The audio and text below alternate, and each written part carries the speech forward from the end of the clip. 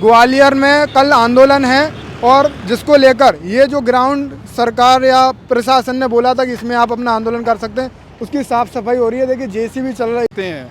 तो यहाँ पर जो है एक एसबीएम हॉस्पिटल है, सरला भदौरिया मेमोरियल हॉस्पिटल, उसके जस्ट सामने जो है ये ग्राउंड है। कोई भी अगर बोलेगा निरावली चौराया तो आसानी से यहाँ पहुँच सकता है, बहुत इजीली कोई भी यहाँ पहुँच सकता है। नमस्कार, आप देख रहे हैं B mission TV. Madhya Pradesh Gwalior की धरती पर एक कल 11 जून को बड़ा आंदोलन होने वाला है। अभी जिस जगह पर मैं मौजूद हूँ वह ऐसी जगह है जिस जगह पर तैयारियां आंदोलन को लेकर तेज़ हैं। अभी ये सरला भदौरिया हॉस्पिटल है, एक बार कहेंगे कि दिखाइए कि यहाँ इसके सामने एक ग्राउंड है, जिस ग्राउंड में आंदोलन होगा वो सामने पूरे ग्राउंड में साफ़ सफाई होना तेज़ हो चुकी है। सामने साफ़ सफाई तेज़ है और ये देखिए यहाँ जो ग्वालियर का एंट्री पॉइंट है, यहाँ एंट्री पॉइंट है। अगर हम उधर देखेंगे तो उधर जो झांसी के लिए निकल जाएंगे बाईपास होते हुए, और ग्वालियर के एंट्री पॉइंट पर ही प्रशासन ने यह जगह दे दी है कि यहाँ आप आंदोलन कर सकते हैं। हालांकि ये आंदोलन फूलबाग मैदान में होने वाला था। फिलहाल तमाम ऐसी जो पॉइंट है जैसे पुरानी छावनी के लिए ये ग्वालियर का एंट्री पॉइंट है। और ये सरला भदौरिया जो हॉस्पिटल्स है इसके ये यहाँ पर है। और ये जो तैयारियाँ हैं, अभी देखिए बुलडोज़र वहाँ पर चल रही है। और इसी बीच में इस पूरे आंदोलन को देख रहे अंजुल भाई से बात करूँगा, जो कि तथागत लाइव के संपादक संस्थापक हैं और ब्लॉग के माध्यम से पूरे आंदोलन को जन जन तक पहुंचा रहे हैं और इस पूरे ग्वालियर में हो रही गतिविधि की एक्टिविटी पूरे देश तक पहुंचा रहे हैं। फिलहाल आइए चलते हुए कुछ बात करेंगे। बहुत स्वागत है आपका। धन्यवाद विशाल।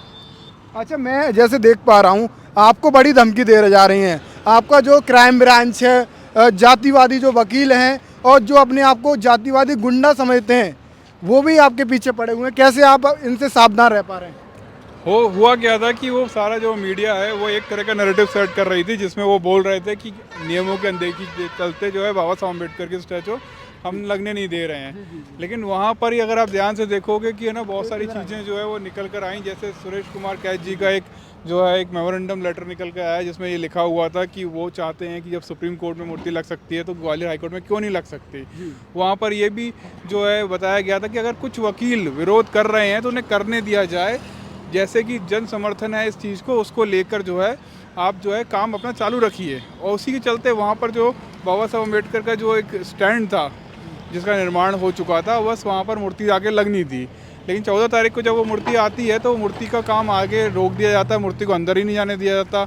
2 दिन पहले वहाँ पर जो है झंडा फहरा दिया जाता है। तो ये सारा जो मामला था ये गुप्त चल रहा था, ये मीडिया में नहीं था। इस चीज़ को मैंने उठाकर मीडिया में डाल दिया। कहीं ना कहीं ये हम देख पा रहे हैं ये आंदोलन का क्या अंजाम होगा क्या नहीं। हालांकि जो बाबा साहब के अनुयायी हैं इस आंदोलन को धार देने के लिए तैयार हैं। भीम आर्मी भी कल मैदान में आने वाली है। और जो आप जिस तरीके से जानकारी साझा कर रहे हो, इससे आपके लिए तो बड़ी रिस्क बढ़ रही है ना? बिल्कुल नहीं, रिस्क तो बढ़ रही है, लेकिन तो एक पार्टी संगठन है, वो तो देख लेंगे आप। लेकिन नहीं, मैं तो ये सोचता हूँ कि जो चीज़ हमारा काम है, जो मीडिया का काम है, कि वो जो मेन चीज़ें हैं जो छुपाई जा रही हैं उन्हें निकाल के लाया जाए और सबके सामने पेश किया जाए। ज़रूरी नहीं है कि दोनों पक्ष ही दिखाया जाए, दोनों पक्ष तो आपको मेन स्ट्रीम मीडिया दिखाई रही थी। लेकिन जो मेन मुद्दे की बातें थी, जो लेटर थे, जो सुरेश कुमार कैथ जी का जो रिटायरमेंट पास में आ गया था, किस तरह से बातों को टाला जा रहा था, किस तरह से यहाँ पर विवाद बनाया जा रहा था, वीडियो वायरल कराई जा रही थी, मामले को जातिगत कर दिया गया था। उन सबको पता था कि सुरेश कुमार कैथ जो chief justice MP high court हैं वो 2-3 दिन बाद रिटायर हो जाएंगे। जिस तरह से होता है ना, कोई वकील अगर अपना केस नहीं जीत पा रहा होता है तो वो क्या करता है कि उस दिन की छुट्टी ले लेता है और बोल देता मैं बीमार हूँ, मैं नहीं आ पाऊँगा साहब। तो जज बोलता है कि आप 10 दिन बाद आ जाइएगा। तो उस चलते ना वो टाइम पीरियड मिल जाता है, उनको पता है कि थोड़ा टाइम पीरियड उनको मिल जाता तो सुरेश कुमार कैथ जो है वो रिटायर हो जाएंगे, फिर तो मामला ठंडे वस्ते में चला जाएगा। और वही हुआ। अगर आप देखोगे कि अभी एक MP हाई कोर्ट के जो वकील हैं वो दिल्ली में कॉन्स्टिट्यूशन क्लब में जो है एक सभा कर रहे थे, उसमें उन्होंने ये बात बोली कि एक जातिगत चीफ जस्टिस आया था, वो अपनी मूर्ति लगवाना चाहता था, हमने नहीं लगने दी। तो ये आप खुद सोचिए कि ये वो उनको पता था कि ये सारा कुछ हो रहा है। और कैसे जो कुछ वकील निकल कर आए हैं जो अपने आप ही सब कुछ सबके सामने बोल रहे हैं, तो धीरे धीरे चीज़ें क्लियर हो रही हैं। आंदोलन की तैयारियां तो आप पूरे देश भर में जो माहौल बना है बाबा साहब के सम्मान वो देख पा रहे हैं। अभी जो फूलबाग मैदान किया गया था आंदोलन के लिए तय, वह तो नहीं हो पाया। अभी आप जेसीबी यहाँ देख पा रहे हैं, ये जो जेसीबी चल रही है ये कैसे चल रही है, मतलब क्या कुछ कर रहे हैं ये, मतलब आप? देखिए, मुझे तो ऐसा लग रहा है कि ये प्रशासन ने जो है ये जगह दी गई, जिस तरह से मेरी बात हुई है, कोई लिखित परमिशन नहीं मिली है उन लोगों को, लेकिन मौखिक वालों मिली ने है। साझा किया है। और ये जो है कोई प्रशासन के कुछ लोग लगे हुए हैं जो साफ़ सफाई कर रहे हैं, और ये मुरैना जो है हाईवे है वहीं पर जब ग्वालियर में एंट्री हो, पॉइंट है ग्वालियर में एंट्री पॉइंट है, वहीं पर ये बहुत बड़ा ग्राउंड है जहाँ पर ये सब कुछ होने वाला है। अब ये सब चीज़ें जो आपको जो है भीम आर्मी के जो प्रदेश अध्यक्ष हैं सुनील बैरसिया जी, वो बेहतर बता पाएंगे कि उनको क्या परमिशन मिली या ना मिली।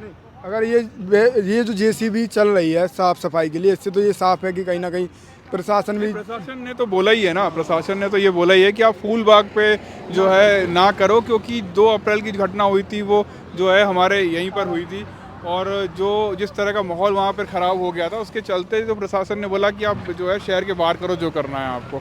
इसी वजह से यहाँ पटका हुआ है, क्योंकि फूल बाग जो है वो मेन पॉइंट है। बाबा साहब अम्बेडकर की वहाँ पे एक बहुत बड़ी स्टैचू लगी हुई है, और वहीं पर जो है सारे अम्बेडकरवादी वहीं इकट्ठा होते हैं। तो ऐसे में क्या होगा कि 2 अप्रैल में भी जो है फूल बाग पर ही लोग इकट्ठा होने वाले थे, और लोग अपने अपने घरों से रैलियाँ निकालते हुए वहाँ पहुँच रहे थे। उसी टाइम बहुत सारी ऐसी घटनाएँ हो गई। तो मुझे लगता है इसी के चलते जो है सरकार ने भीम आर्मी वालों को जो है वो शहर के बाहर आके पटक दिया। बिल्कुल शहर के बाहर पटक दिया है। अच्छा, इस आंदोलन के बाद क्या आप समझ पा रहे हैं क्या कुछ बाबा साहब के सम्मान में जो बाबा साहब के अनुयायी चाहते हैं वह कुछ हो पाएगा फैसला या नहीं? ये सारा जो मामला है ना वो हाई कोर्ट का है। हाई कोर्ट जो चाहेगी वही होगा, और अभी जो है जो दूसरे चीफ जस्टिस हैं वो अभी तक उन्होंने अपना पद संभाला नहीं है, और जो संभालते ही जो है वो अपना राय बताएंगे कि उनको क्या करना है। यही गवर्नमेंट भी बोल रही है। लेकिन मुझे ऐसा लगता है कि मैं अंदर जब कुछ वकीलों से बात चल रही थी मेरी, तो उनका ये कहना था कि ये मूर्ति 14 तारीख को ही वहाँ स्थापित हो जाती। अगर यहाँ पर जो है लोगों का प्रेशर होता, सरकार का प्रेशर होता, तो ये मूर्ति लग जाती आसानी से। लेकिन वहाँ उस समय चुपचाप सारा काम हो रहे थे और लोग ज़्यादा इकट्ठा हो नहीं पाए, इस वजह से वो मूर्ति को वापस भेज दिया गया। अच्छा, ये जो यहाँ अभी ना तो टेंट लगा है ना कुछ भी लगा है, प्रशासन लगने भी नहीं दे रहा। अभी प्रदेश अध्यक्ष ने प्रेस कॉन्फ्रेंस की थी। तो ये सफाई कैसे? अब मुझे ऐसा लगता है कि वो मामला टालना यहाँ डिटेन कर सकते हैं। नहीं, इससे पहले जो है समाजवादी पार्टी का भी ये जो है ना 9 तारीख को कल एक बड़ा प्रोग्राम होने वाला था, जिसमें जो उनके एक सांसद हैं वो आने वाले थे, और उस समय भी उनका भी जो प्लान पूरा कैंसिल कर दिया गया। लेकिन जो भीम आर्मी के लोग हैं वो मान ही नहीं रहे। वो कह रहे हैं कि हम तो प्रोग्राम करेंगे और हमको आप परमिशन दो या ना दो। उसके चलते हो सकता है कि उन्होंने बोला कि आप बाहर जाके काम कर लो अपना। अच्छा, आपको लगता है विनी रतन जी ने अपना जो पूरा रूट मैप है रिलीज जारी कर दिया, फेसबुक पे हर जगह शेयर कर दिया? क्या लगता है वो मध्य प्रदेश के बॉर्डर तक भी आप? मुझे लगता है आप आएंगे, क्योंकि सरकार से उनकी बात चल रही है लगातार, और जो दत्तू मेड़े हैं उपाध्यक्ष हैं उनका भी मैंने जो है पोस्ट पढ़ा, और संविधान के तरीके से वो उन्होंने बोला है कि अगर देखो हम आपकी बात माने तो आप हमारी भी बात मानोगे, कि जितने भी हमारे पदाधिकारी और विनय रतन जी आ रहे हैं उनको आप कहीं भी बीच में रोकोगे नहीं, उनको यहाँ तक लेकर आने दोगे और सारा काम यहाँ पर होगा। अच्छा, सरकार की क्या कुछ बातें मानी, क्या कुछ बात? सरकार से तो यही बात चल रही है, यहाँ तक मुझे सुनने में आया, समझ आया। बाबा साहब अम्बेडकर की जो स्टैचू है अभी तक गवर्नमेंट की तरफ से तो कोई भी वो नहीं आया। लेकिन हाँ, मध्य प्रदेश में जो है कांग्रेस पार्टी के लोग जो हैं काफ़ी एक्टिव हो चुके हैं, समाजवादी पार्टी वाले लोग भी एक्टिव हो चुके हैं, भीम आर्मी तो एक्टिव थी ही, और अभी तक बस बीजेपी वालों का कोई स्टैंड नहीं आया। और मुझे लगता है स्टैंड आना चाहिए, क्योंकि जिस तरह से जो मोदी जी हैं हमारे देश के जो प्रधानमंत्री हैं, वो जब बाबा साहब अम्बेडकर को इतना मानते हैं, उनके संविधान को जो है जाकर नमन करते हैं, तो उनका स्टैंड उनका भी सामने क्लियर आना चाहिए। अच्छा, मैं आपसे एक बार ये इस जगह का पूरा डिटेल में जानना चाहूँगा, क्या एड्रेस है अगर कोई? ये जो है आप जब मुरैना से आते हैं तो यहाँ पर जो है एक SBM हॉस्पिटल है, सरला भदौरिया मेमोरियल हॉस्पिटल, उसके जस्ट सामने जो है ये ग्राउंड है। कोई भी अगर बोलेगा निरावली चौराया तो आसानी से यहाँ पहुँच सकता है, बहुत इजीली कोई भी यहाँ पहुँच सकता है, मुरैना से आ रहा हो या बस से आ रहा हो, सब कोई जो पॉइंट है वो यहीं, सारी बसें यहाँ पर आती हैं, सारी गाड़ियाँ यहीं से निकलती हैं ग्वालियर में एंटर होने से पहले, और इसी कारण से शायद ये ग्राउंड दिया गया है कि आप जो भीड़ आए वो यहीं रुक जाए, अंदर ना जाए। अच्छा, एक मेरा आपसे जुड़ा हुआ सवाल है, आपको पूरे देश भर में SC ST OBC के लोग क्या है एक बहुजन ब्लॉगर के तौर पर जानते हैं, और सभी लोग आपको अंजुल बमरोलिया और कुछ खास लोग अंजुल भाई के नाम से आपको मतलब आपसे परिचय करते हैं। तो आप क्या हैं, मतलब जैसे कि जो क्राइम ब्रांच है ना, पत्रकारों को आपका फ़ोटो दे रहा है, मतलब आप क्या उनकी नज़र में क्या कुछ हो गए हैं आतंकवादी की तरह? ऐसा आपको कर रहे हैं? मैं देख पा रहा हूँ, ये तो बड़ा मैटर हो गया ना। मेरा ज़्यादातर काम, ये कौन है ये पत्रकार? नहीं, वो नहीं जानते, लेकिन मुझे पूरे दुनिया के लोग जानते हैं, वहाँ से कॉल भी आते हैं लोगों के, क्योंकि हम लोग ऐसे कुछ मैटर पर डॉक्यूमेंट्रीज बनाते हैं जिनके बारे में मेन स्ट्रीम मीडिया या कोई भी तरह के TV चैनल ये सब लोग काम नहीं कर रहे हैं, और हम लोग पिछले 7-8 सालों से काम कर रहे हैं। और ज़्यादातर मेरा जो काम है वो मेरे शहर से बाहर होता है, महाराष्ट्र हो गया, आपका उत्तर प्रदेश हो गया या आपका जो है गुजरात हो गया।